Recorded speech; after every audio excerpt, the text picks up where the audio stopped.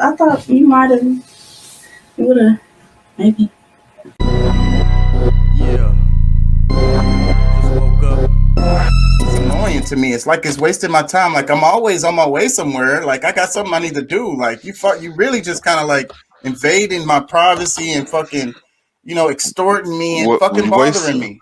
wasting my time. You know what I'm Yeah. saying? Because I mean, all this stuff that you're talking about, in most cases, I probably will get past it without, you know what I'm saying, spending much of my own time or even money. So, like, You wasted my time and your time. and your time, yeah. So I don't, you I know, just I I just think it's a honestly, you know, I'm not gonna say that I don't get that little quiver from time to time that some bullshit might happen or whatever, but um, you know, at the same time, I'm gonna protect myself. I'm not gonna be one of those that's gonna be like, oh, this just happened. Nah, something happened to your ass too.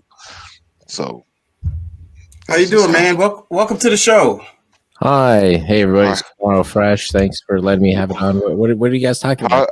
Well, I want How do you pronounce that? It's Komarufresh, but you can just say Fresh. fresh. And Well, how do you right. say your guys' names? I'm Chaka. Chaka. I'm Ogun. Okay, hi Ogun. Hi Chaka. What are you guys talking about tonight? Tonight, well, I want to ask you, do you have a procedure that you go through whenever you're getting pulled over by the police? No, I definitely am just terrified every time I get pulled over by the police. I'm just an anxious guy though, Any specific reasons why you have that angst? because I'm always doing illegal stuff at all moments. No, it's because I've gotten so many speeding tickets that I have like demerits left.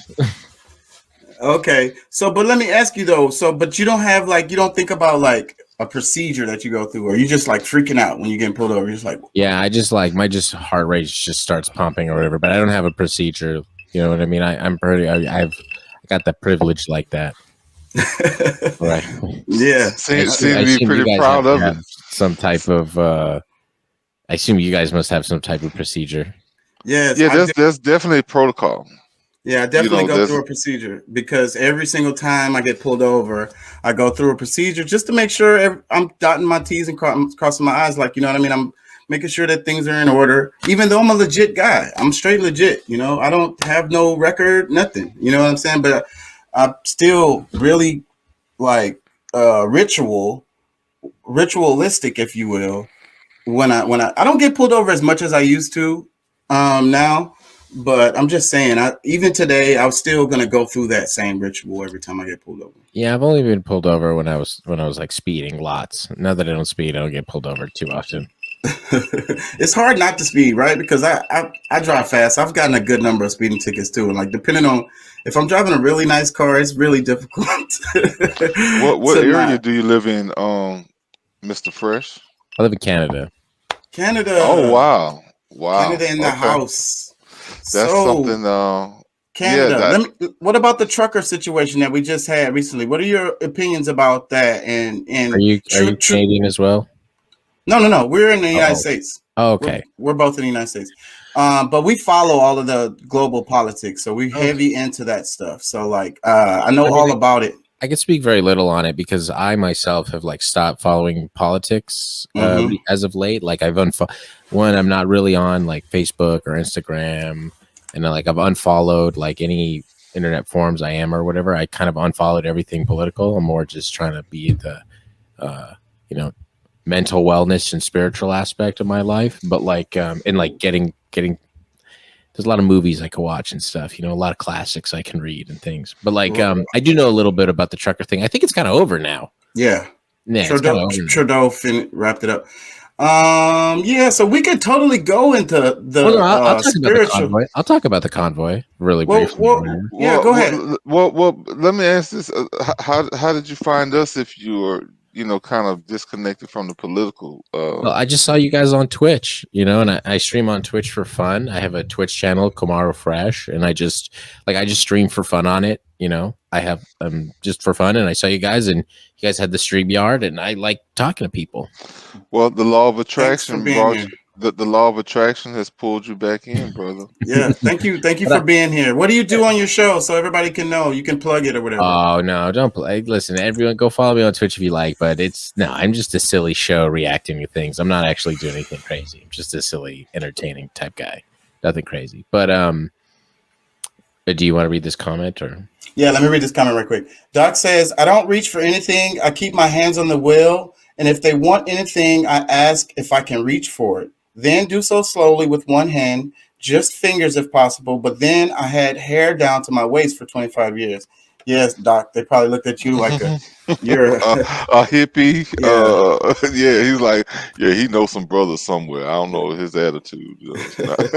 but I'll talk about the convoy thing. I mean, I myself was not like a huge fan of the convoy. I think a lot of it is because like the way that the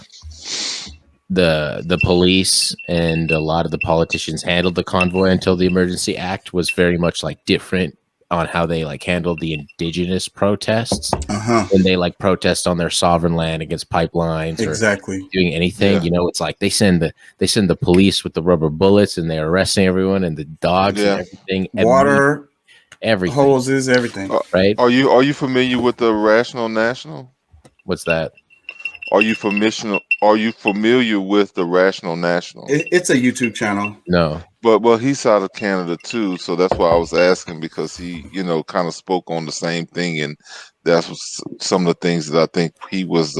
Yeah, he said the same thing you just said. Yeah. I'm more closely connected to indigenous stuff, so like that's probably why. Well, so are we. You know, and let me disclosure. I'm an anthropology student. I focus on cultures and stuff like around the world. So I'll go to the University of Houston, and so this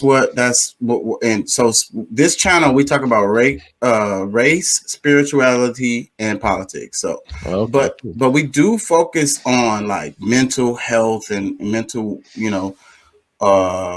spirituality. We talk about that forever. That's really our favorite subject. Right. So when I say, like, I guess you'll really understand since you learn about anthropology. Like if I say, like, I identify as an indigenous person, even though I don't necessarily look it, you'd probably be able to understand that, right? Well, tell me about your lineage. Tell me about your family. My mom's a native. She's an indigenous woman, and my dad's white, but it's the community and culture I grew up in. It's the spirituality practices. It's the cultural practices. Right. And even though, what did you learn from her? What was her tribe? Oh, she's Cree. Cree. She's Cree. Yeah. Oh, that's so interesting. Yeah. I thought you would say a different one. That's very interesting. I didn't know they had that many Crees up that far north, because the Cree were more southern, right? Historically, they probably went there when all the fucking drama was happening, when America was expanding west. We have lots of Cree people in Canada. It's the huge population of Cree people in Canada. Are you thinking Creek? No, I'm just thinking historically. Like Creek Nation and stuff? Were the Cree there historically, or did they move there? That's what I'm asking. Okay, so they were more like Eastern Canada, and then they moved into Western Canada. But I'm from a community where people are Dene, and they went down south and became the Navajo. Okay. So there is kind of like the reverse of what you were just talking with the Dene here, where they went south and they have the same language. Okay, yeah. So that makes sense. So yeah, that's what I'm always interested in, because and we always talk about the history. And see, the thing is, I have a problem because in my schools, in my classes that I take, they tend to focus on the tribes of South and Central America, you know what I'm saying? And they tend to avoid talking about the ones that were, North America, United States, Canada area now. You know what I'm saying? Yeah. Yeah, and I think there's a reason for that. So, but anyway, so you say your mom was Cree. Did you learn any spiritual practices from her, or anything like that? Yeah, for sure. I've to partake in lots of ceremony. Definitely when I was younger and into my more teen years. And then as like an adult, I think I'd done what most adult people do, where they run away from culture, join the regular Western society, you know, Yeah. and be part of that. Because it's like definitely the hardest thing about being an indigenous person is like really walking your spiritual path, because it's so kind of opposite from what the world is trying to get you to do. So we are, so indigenous people, it's about the earth, right? It's about nature. It's about balance. You know what I'm saying? And then the Western world is about consumption and all about me. So what about we? Let me ask you this, okay? This is a concept that I think that a lot of people don't really understand. The I versus we, okay? And with most of the Native Americans tribes, the way, even in their language, they hardly have I in it. It's like we for everything. Do you get what I'm saying? Yeah, so I'll give you like a little thing particular to me. So there's this concept in the Cree culture called Wahwoten, and it means like a kinship or a relationship. And one of the things that was like really taught to me was that I don't necessarily own anything in life. I only own my relationship to it. Yes. You know, I don't own my girlfriend. I don't own, like, obviously I own my car or whatever, but like, but even that, Right. I own my relationship to my car. I own my relationship in certain things, like my animals, my pets. I have 2 cats, like, but they're not pets. They're not pets to me. They're my family. That's my relations. That's my relatives. I own a relationship to them. And so like trying to have those positive bonds is like really important. I wish people understood that better. That's a thing that I would love to focus on, to try to get people to better understand that concept that you're talking about, because I talk about this all the time, but I really don't think they understand. So like the way people act with their kids, they act like they own their kids. It's like, that's a life. You don't own that. Let me ask you this, the concept of buying land, right? That's the whole thing when, the United States was expanding west, and the Native Americans, and one of the confusions that happened was about the buying land. And the Native Americans was like, how are you gonna buy this tree's been here since this creek, the land's been here before you, it's gonna be here after you. They couldn't even like really fathom that kind of concept. Do you get what I'm saying? Can you expand upon that? Yeah, so in Canada we have like the numbered treaties, except for British Columbia, which never. Okay, also I just want to say that I'm not like 100% no, like I just don't want to say something and misspeak or anything like that. I'm just a guy, but I'll talk to the best of my ability. Certain things like spiritual aspects I'll kind of stray away from just because it's like super personal. I'll give you little bits and stuff here, but anyways, like we have the numbered treaties, right? And definitely lots of the treaties were kind of mistranslated when they were being translated on purpose. British Columbia never signed a treaty. That's technically unceded territory. But like my great grandfather, he signed one of the treaties, in Treaty 6. And there's this unique story that I've been told where there was like this chief, I can't remember his name, where they were talking about the treaty and how much money they'll be given for this, whatever the X amount of thing is. And he like grabbed a ball of clay and he like put it together and he threw it in the fire. And he's like, now throw your money in and tell me which will last longer. Like what's going to last longer, this money or this earth? Because the money ain't worth nothing. It's so fucking fake. It's so fucking like, and we talk about that a lot too here. So like, okay, so let's talk about that a little bit. How did they deal with that? Do you know anything about that? As far as, did your mom explain, like, I understand, like, barter systems or whatever, you know what I mean? How did they deal with monetary systems? Did y'all talk about that? Like back in the day? Yeah. Not really. I wouldn't really know too much about that stuff. Just probably due to like colonization and lots of that being, lost or like just, being part of civilization or whatever. But because I'm always looking for answers here. Like, this, I'm trying to create activists I want people to be more informed about what things that's going around the world, but I also want them to do things out in their community. And I also thinking about how the world needs to be kind of reset, if you will. But we have to think about the systems that we're gonna have. What ways can we improve our monetary system today? And I think that like the peoples, like the Native Americans, the Aborigines, or Aboriginals from Yeah. here would be able to help us a lot with being able to figure out systems that we can use, even with this global system that we have now. But with the predatory capitalism, the way things are with the banks and so forth and so on, the monopolies, the oligarchies, you know, it you know, it forces us to be dependent. Because see, I think about the Native Americans, and like I think about it a lot, how like how can you control a person, that can go get their own food, and they can, they get all the things that they need. Like the government, the as they expanded west, the United States, they set up systems to, it's like you either work or you starve, you know what I mean? So Mhm. like, but before they wasn't starving, you know what I'm saying? Before they, so, but now, they want everybody to have jobs. You get where I'm going with Yeah, this? yeah. So, like, after Treaty 6 was signed, a bunch of the chiefs actually came together and they wrote an op-ed in the Edmonton Journal in Alberta. They wrote, yeah, and they actually brought that up before they signed the treaties. They weren't hungry, they weren't starving. And then like right when they signed the treaties, it like changed pretty fast, right, into being starving. So I mean, stuff like on how to change society.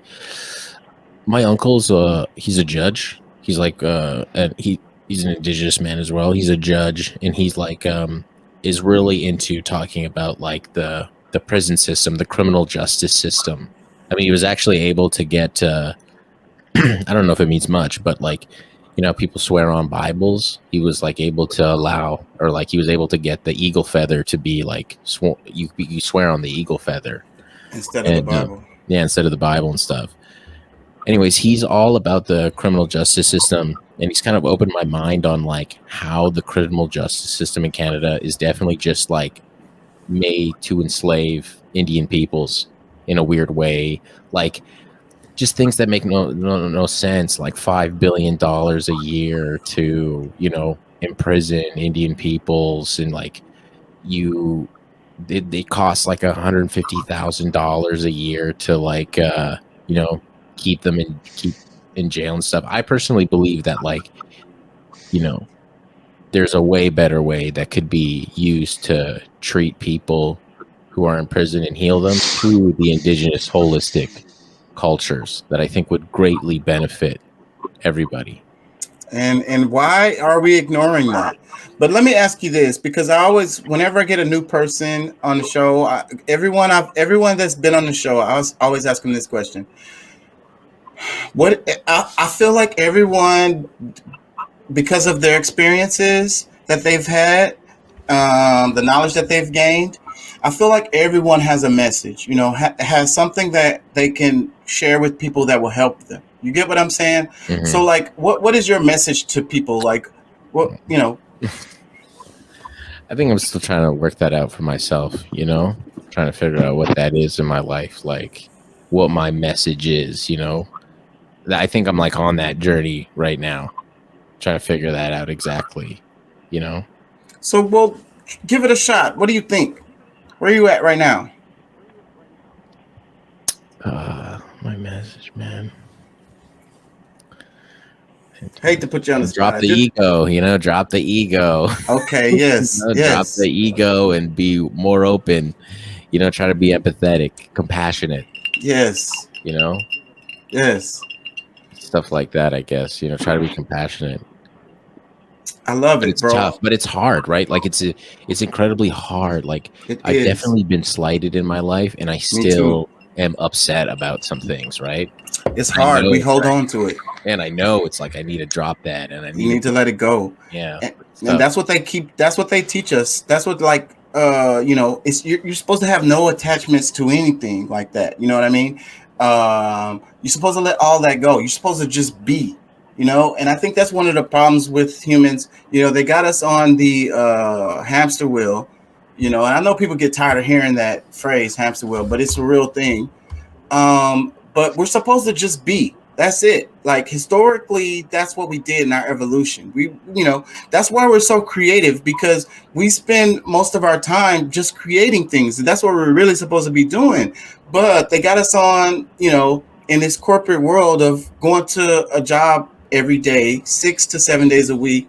And especially in this United States, it's like a religion for us to work hard. It's like you're lazy, it don't even matter if you have money or everything is good already for you. You're still supposed to like do something all the time. Yeah, it's all about the hustle, the grind.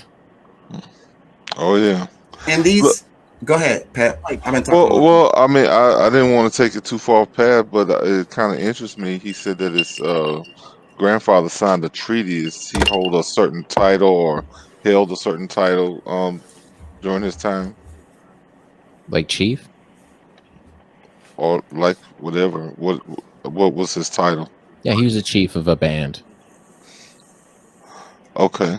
And that's of the Cree. You're saying a band of the Cree? Yeah, yeah. There's multiple like Cree bands and stuff, and he was chief of one of the bands. Like, because they formed, right? Like officially formed. So they weren't really separated, so to speak, the same way that a lot of the tribes, like here we were mostly, I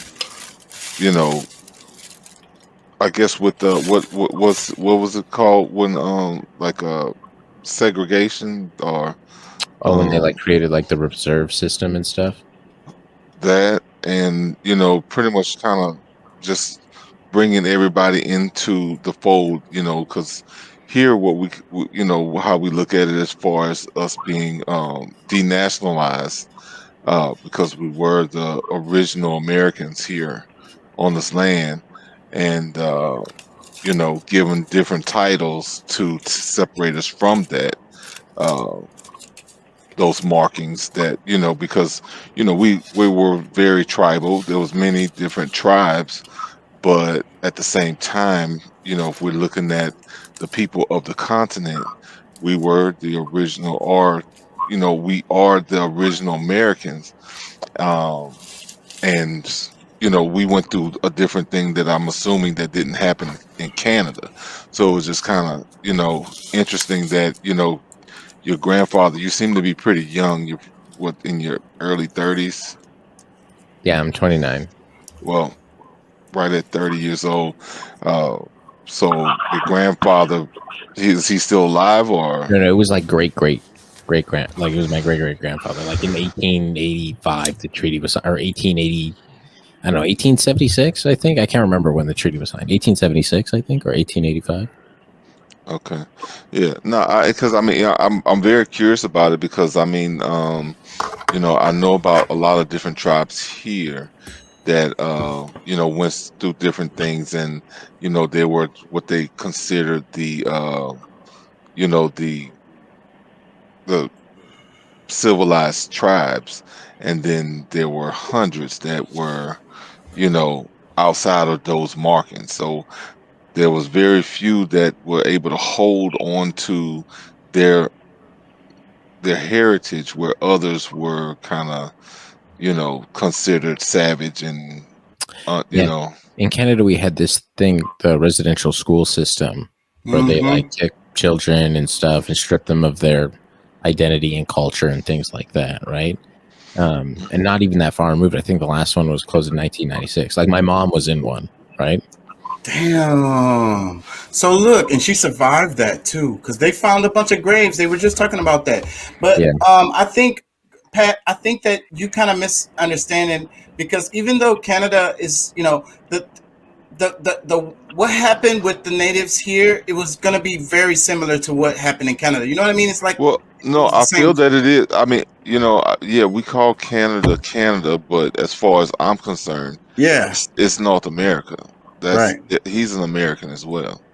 So, but there were, because of the separation in, England taking more part of that, the Canadian area, whereas it was kind of subdivided. We had the French, we had the Spanish, the Portuguese. We had a lot of them that between the midsection, because I mean from south of Canada to Mexico, into Mexico to some extent, these colonizers came in and did their thing. They started recalibrating what we called a way of life at that time. You know what I'm saying? So it was like I said. I mean, because know that the indigenous. I've looked at documentaries and different things that talked about the indigenous in Canada. Of course, I haven't seen anyone of his shade, but of course, I have people in my family who are, of the same shade that, I can say, that's blood cousin that, looks like him. But at the same time, you don't really hear that a whole lot. But it's regardless of the shade, just understanding the things that they've gone through, because none of us are truly directly connected at this point of history because of the great job that they did to disconnect us from it. So I mean, I'm just really interested, because I'm just trying to find out as much as I can, because I don't necessarily focus on Canada as much. Indigenous exists everywhere on this planet, but for any of us to still have a direct connection with their mom, somebody that can say this tribe. We don't necessarily have that a lot here. I can say Choctaw, but that was still a broad statement, and that's not necessarily what we called ourselves. Mm-hmm. Yeah. That. So, well, I think I can help with that. Depending on the situation, people lost the history, right? You know what I'm saying? And it happened in the United States and it happened in Canada. Some families have the privilege of knowing more about it, because like my grandma, you know what I mean? She was Native. So, but I don't know a lot. You know what I mean? They told me some stuff, but I was a really small kid, like, and when she passed away, I think I want to say I was a teenager, and I only spent like some summers with her. Like, I never really I didn't get to pick her brain. You know what I'm saying? So I think to answer that question is depending on the circumstance, depending on the family, depending on the tribe, depending on what happened. Some of us was able to retain some of that information, and some of us didn't. Yeah. Does that work, Fresh? Yeah, for sure. I mean, I think he's I like, I'm probably gonna butcher this, but like I know what he means by like the Choctaw. Like in Alberta, there's this southern band of people called the Blackfoot, but they never called themselves the Blackfoot. They called themselves like Nitsi or something like that. But it's like it's the confusion. It's just like when they say Indian. They didn't have any respect. I be talking about this all the time when I talk about Africa, because they be like Africans. It's so crazy that we be like Africans. It's a big ass continent, bro. Like, all these people are different. So that's how the Western world looks at things. They don't care enough. They don't have a respect for these cultures enough. They're all Indian. You get what I'm saying? Yeah, or they'll so diverse. Or they'll just give them a name. They'll just make up a name. We're gonna call them whatever the hell. We call them Blackfoot. What the fuck? Well, I mean, the whole idea of where the Indian thing came from is that we were so comparable to the Indians, the people of India, the black people who were, or the people that they've seen in different areas, to where we reminded them so much of those people, to that's where they're like, like at some point they even called us the Ethiopians of the West. So it's a definite mark of ignorance, but that's just kind of how they were able to express it and explain it for themselves. Yeah, definitely. Like just what you're saying, like about the way that like calling everybody like Indian peoples. Like, I think the one thing that Ogun kind of mentioned earlier, that was like, my complexion, right? Whereas, right, like obviously it's like wintertime, I look super white. In the summertime, I look super brown. You know what I mean? I get super dark, but like the thing that's interesting is in indigenous culture, everyone understands who I am and how to relate to me. Whereas like if I'm just, you know, in like a Twitch chat room filled with like Black Americans or just white people, like they don't understand it. You know what I mean? It's really like when I'm around indigenous people, they look at me, they get it. It's like a sixth sense type thing. Yep, I totally know what you're saying. I You know? totally know what you're saying. You can see it. They see it in you, basically.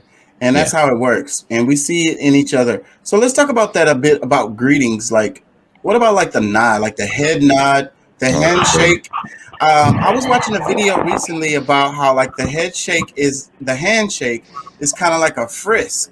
You know what I mean? Like the Europeans or whatever. Yeah, make They sure there's like, nothing in your hands. yeah, make sure you don't have something or whatever, you know. And I think that that's not our culture. That's not how we greet it, you know. We have the head nod, and then we have like the embrace. You know what I'm saying? It's a submission to the other. You know what I mean? It's a brotherhood. It's like you're my brother. You know what I mean? The handshake is more like, hey, what are you up to? I'm about to pull a move or something, or you're trying to pull a move, or you know what I mean? Yeah, or like how in kind of like European societies, like you are who you are based on your father, but in indigenous culture, at least my culture, like It's it's really matriarchal. matriarchal. You know, when they ask who you are and you say it in the language which I can't say, you're really saying this Your is where I come mother's from. Who I come from is my mother, right? my mother's name. Yeah, you're Yes. saying that. That's the same way we are about, you know, because I mean, really, the patriarchy is a bastardized way, you know, because it's really confused. Patriarchy is very much confused. Matriarchy makes way more sense to myself and our culture. I mean, really, for anyone, I mean, there's, you know, what's the saying? Fathers maybe, you know, Yeah. how does it how to go? Mother's baby, father's maybe. Yeah, mother's baby, father's maybe. Because you don't even You know. know, He might not even be the dad. but you know And for certain. But you know for certain what mother, the yeah. mother. Yeah. You know. So Well, you know what's interesting here, and sorry I gotta go, guys. Hey, Shaka, I followed you on Twitter, so I'll like connect with you and stuff in the future and stuff. cool beans, bear. Thank you I for being I here. pretty much have to go here, but one thing that I did like when I learned, it made me feel like super special, was like the fact that when my like I was in my mom when my like, obviously this is not as like super literal, but like I was in my mom when my mom was in my grandma, because like women are born With having those all their eggs. eggs, which Yes. is such a strange thing to me. I know it's like obviously, you know, her body's not developed and grown and stuff when she's an egg in my grandma, but it's like it's still there's still this like connection that goes She back carried to you. She relation. carried you through her entire life. Exactly, you know. And so Yeah. I don't know, when I learned that a long time ago, it just made me feel special. It's mind blowing. Yeah. All right. Well, Yeah. thanks, guys. I really appreciate this chat. We're glad All you right. came through, man. Check us out again. I will. Whenever. This was fun. All right, bro. Thank you Bye. for being here.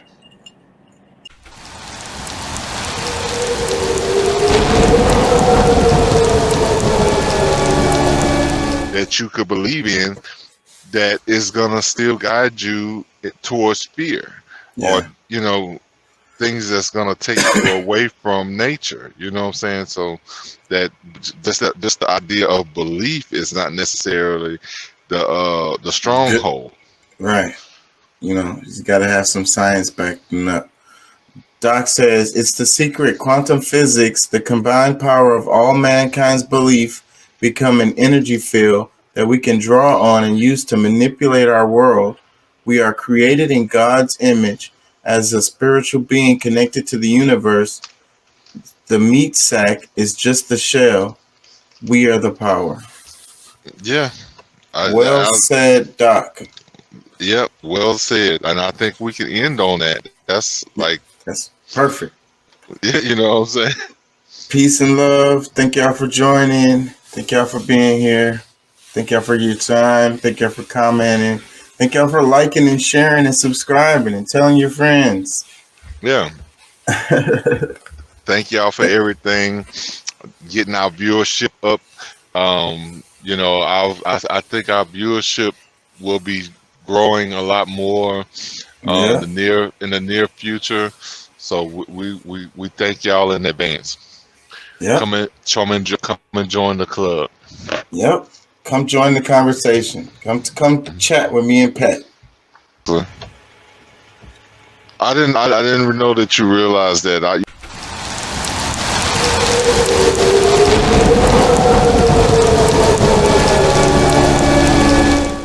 Done, son.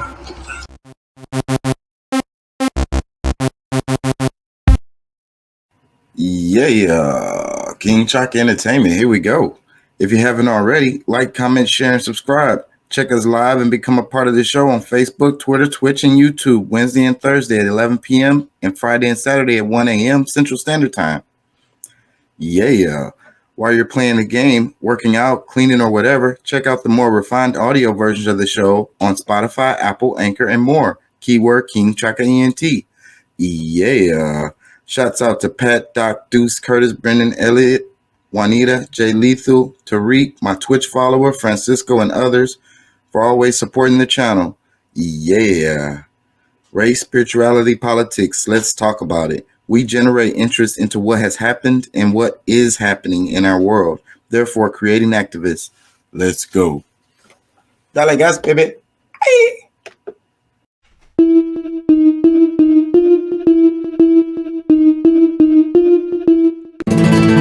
Dime qué tú quieres, papi.